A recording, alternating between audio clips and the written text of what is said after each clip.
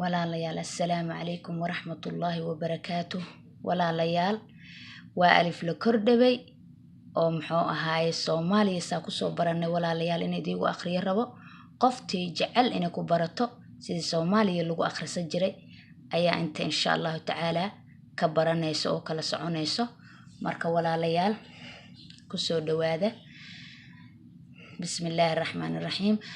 alif la kordhabay alif la hoos dhabay alif la godan ba la kordhabay ba la hoos dhabay ba la godan ta la kordhabay ta la hoos dhabay ta la godan ta la kordhabay ta la hoos dhabay ta la godan jiim la kordhabay jiim la hoos dhabay jiim la godan xa la kordhabay xa la hoos dhabay xa la godan kha la kordhabay kha la hoos dhabay kha la godan daal la kordhabay daal la hoos dhabay daal la godan daal la kordhabay daal la hoos dhabay daal la godan ra la kordhabay ra la hoos dhabay ra la godan za la kordhabay za la hoos dhabay za la godan siin la kordhabay siin la hoos dhabay siin la godan shiin la kordhabay shiin la hoos dhabay shiin la godan sood la kordhabay sood la hoos dhabay sood la godan dood la kordhabay dood la hoos dhabay dood la godan.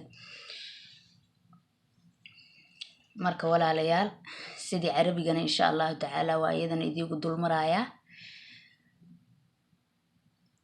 a i u ba bi bu ta ti tu tha thi thu ja ji ju ha hi hu kha khi khu da di du dha dhi dhu ra ri ru za zi zu sa si su sha shi shu sa si su da di du.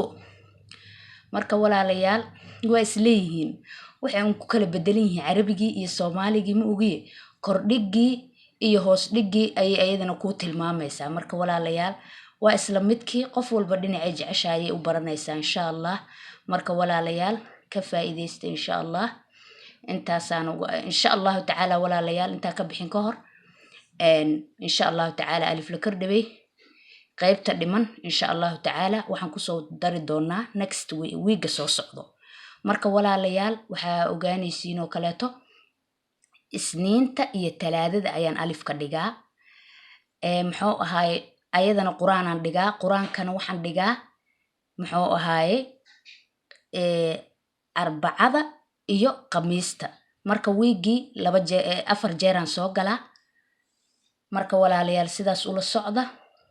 hadda insha Allah tacaala weega dambe le aan alifka soo gali doonaa. sidaas ula socda. marka walaalayaal wassalaamu calaykum waraxmatullaahi wabarakaatuh.